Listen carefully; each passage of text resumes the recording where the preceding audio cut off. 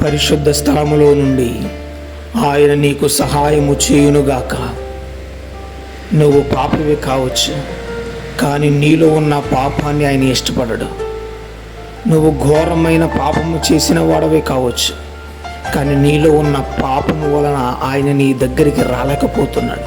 నువ్వు అనుకోవచ్చు, నేను ఇంత ప్రార్థన చేస్తున్నాను, ఇంత విశ్వాసముగా ఉన్నాను, ఎంత విధేయతగా ఉన్నాను, కానీ ప్రభువు నాతో మాట్లాడట్లేదే, ప్రభువు నా ప్రార్థనకు జవాబు ఇవ్వట్లేదని నువ్వు ఎంతో వేదనతో బాధతో నువ్వు కృంగిపోతున్నావు. కానీ ప్రభు మాట్లాడుతున్న మాట ఈరోజు, ఆయన పరిశుద్ధ స్థలములో నుండి నిన్ను చూస్తున్నాడు.